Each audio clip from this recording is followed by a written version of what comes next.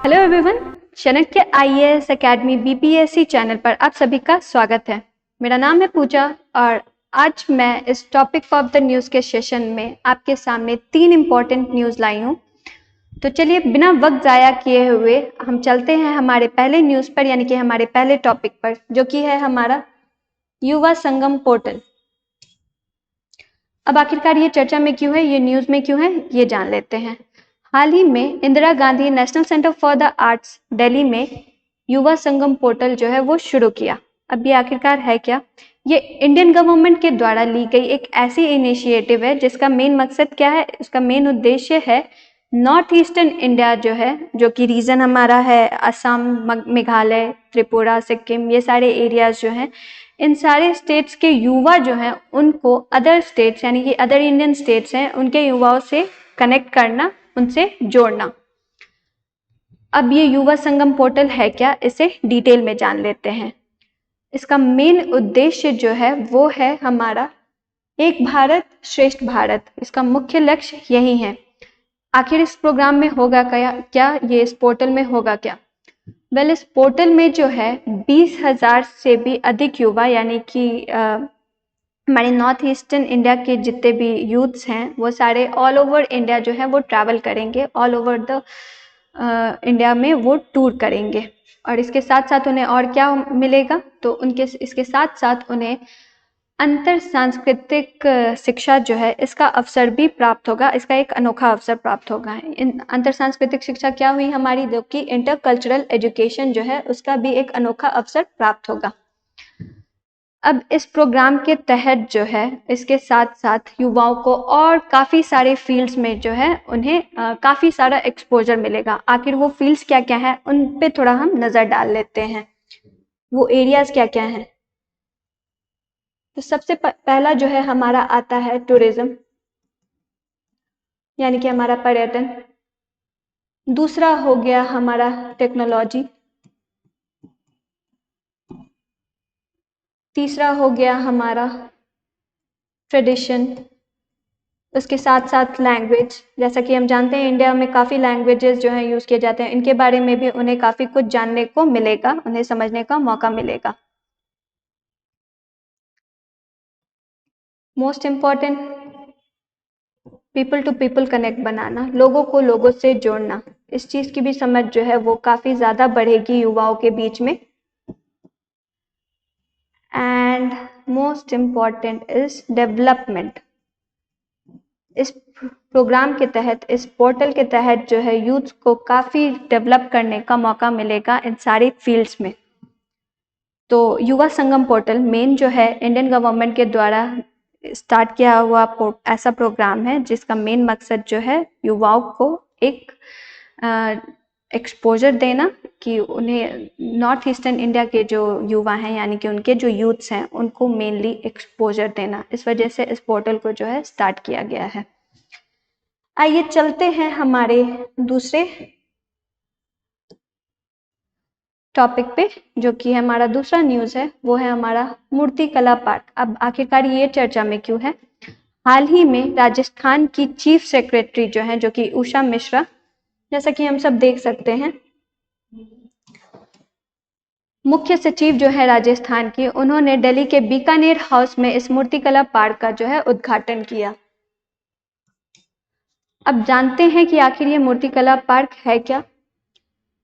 राजधानी को as a cultural hub जो है उसे डेवलप करने की दिशा में इस मूर्तिकला पार्क का जो है ये उद्घाटन हुआ है, इसका उद्घाटन किया गया है। अब इस मूर्तिकला पार्क में जो है काफ़ी सारे विख्यात नोन, जैसे कि हमारे, और साथ ही साथ काफ़ी सारे उभरते कलाकार, उन लोगों की मूर्तियों को जो है, उन लोगों की मूर्तियों का भी प्रदर्शन हुआ, उन्हें उसे डिस्प्ले किया गया इस मूर्तिकला पार्क यानी कि इस स्कल्पचर पार्क में। इनॉग्रेट किसके द्वारा हुआ? उषा मिश्रा के द्वारा, वो जो कि क्या है, राजस्थान की मुख्य सचिव है, यानी कि राजस्थान की चीफ सेक्रेटरी हैं। बीकानेर हाउस का जो ये मूर्तिकला पार्क है, ये बेसिकली क्यों लाया गया, तो इससे जो है काफ़ी मदद मिल जाएगी हमारे मॉडर्न और कॉन्टेम्प्रेरी आर्ट,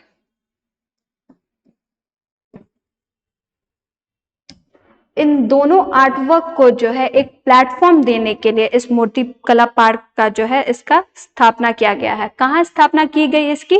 तो इंडिया आर्ट फेयर में जो है इसकी स्थापना हुई, दिल्ली के बीकानेर हाउस में। पहले एडिशन में जैसा कि मैंने बताया काफी सारे उभरते कलाकार, साथ ही साथ जो है काफी सारे विख्यात कलाकार जो हैं उनकी मूर्तियों को प्रदर्शन हुआ। उनमें से कुछ आध नाम हैं, जैसे कि हमारे नीरज गुप्ता हो गए, सतीश गुप्ता हो गए,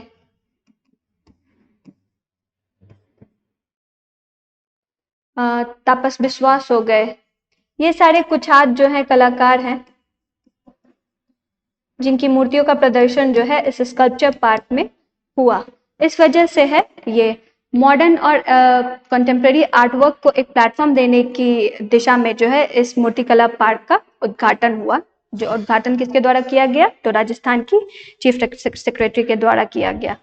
ये था हमारा दूसरा न्यूज गाइस। आइए चलते हैं हमारे आखिरी न्यूज पे, यानी कि हमारे थर्ड न्यूज पे, जो कि क्या है? रेस जुडिकाटा का सिद्धांत। अब इसकी जो थ्योरी है वो क्या है, अब चर्चा में क्यों है, पहले ये जान लेते हैं। हाल ही में जो है मद्रास के हाई कोर्ट के में जो है एक वुमेन का केस फाइल जो है वो रिजेक्ट कर दिया गया, राइट। हाल ही में मद्रास उच्च न्यायालय की एक निचली अदालत ने एक आदेश के खिलाफ एक महिला द्वारा दायर एक नागरिक पुनरीक्षण याचिका को खारिज कर दिया, जिसमें जो है उसके पति द्वारा दायर की गई जो है दूसरी तलाक याचिका को रेस जुडिकाटा के सिद्धांत पर उसे अप्रूवल दे दी गई थी। अब आखिरकार ये केस जानने से पहले हमें ये जानना होगा कि ये रेस जुडिकाटा है क्या, इसका सिद्धांत जो है वो है क्या। तो चलिए नजर डालते हैं इसके सिद्धांत पर। रेस जुडिकाटा, जिसका शाब्दिक अर्थ है चीज को आका गया, the thing that has been judged, इसका सिंपल मतलब यही है रेस जुडिकाटा, जिस चीज को जज किया जा चुका है, जिसका रिजल्ट आ चुका है, जिसका न्याय जो है वो हो चुका है। रेस जुडिकाटा का सिद्धांत जो है कब लागू होता है, अब इस पे ध्यान देते हैं। अब इसे जो है हम एक एग्जाम्पल के तौर पर समझते हैं, ठीक है। मान लीजिए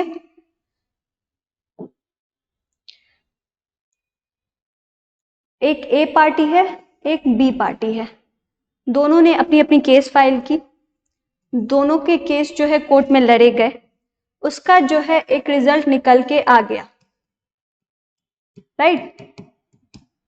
अब जब ये जो है एक पार्टी जो हार चुके हैं, मान लीजिए इसमें ए जो है वो जीत गया एंड बी जो है वो हार गई, इसका रिजल्ट निकाल चुका गया है। अब बी जो है मान लीजिए ये कुछ आध साल बाद, यानी कुछ आध महीने बाद या कुछ आध साल बाद फिर से उसी केस को रीओपन करना चाहे,